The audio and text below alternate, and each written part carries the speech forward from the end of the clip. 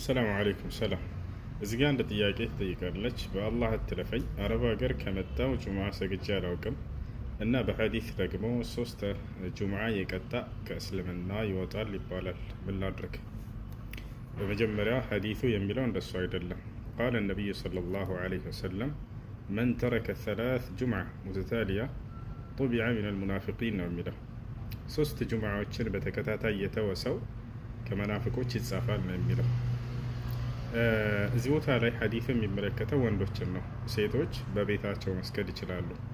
ነቢያችን ሰለላሁ ዐለይሂ ወሰለም ሐዲስ ላይ ሲናገሩ ምን ብለዋል? ኸይሩ መሳጅድ ልመርአ ቃዕሩ ብዩቲሃ ብለዋል። የሴት ልጅ በላጩ መስጅዷ ቤቷ ውስጥ ነው ብለዋል። ስለዚህ ሴቶች ቤታቸው መስገድ ይችላሉ። የትኛውንም ሶላት መስጅድ ሄደው መስገድ ከፈለጉስ ይቻላል ወይ ከተባለ አዎ ይቻላል። ነገር ግን ግዴታ አይደለም በእነርሱ ላይ። ነቢያችን ሰለላሁ ዐለይሂ ወሰለም ለሴቶች በሌላ ሐዲስ ላይ ብለዋል፣ ላ ተምነዑ ኢማ አላሂ ሚነል መሳጅድ አሉ። የአላህ ሴት ባሪያዎች ወደ መስጅድ ሄደው መስገድ ከፈለጉ እንዳትከለክሏቸው ብለዋል።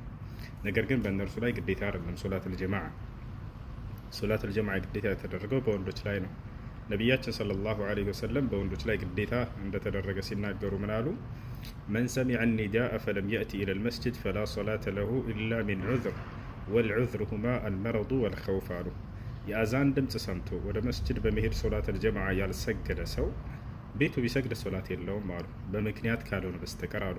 ከዚያም 2 ምክንያቶችን ብቻ አስቀመጡ። እነርሱም የታመመ ሰውና የፈራ ሰው ሲቀር አሉ። ታሞ ሰውየው መስጅድ ለመሄድ የማያስኬድ የሆነ ከባድ የሆነ ህመም ካለበት ቤቱ መስገድ ይፈቀድለታል። እንዲሁም ወደ ሰዎች የሚተላለፍ በሽታ ይዞ ከሆነ ያ በሽታ እርሱ እስኪወገድለት ድረስ ቤቱ መስገድ ይችላል። እንዲሁም ደግሞ የፈራ ሰው አሉ፣ በቤቱና በመስጅዱ መካከል የሚያስፈራ ነገር ያለበት ሰው ያ ሰው ቤቱ መስገድ ይፈቀድለታል። ከዚህ ውጭ ግን ወንዶች መስጅድ ሄደው ሶላተል ጀማዓ መስገድ እንዳለባቸው ነብዩ ሰለላሁ ዐለይሂ ወሰለም ተናግረዋል።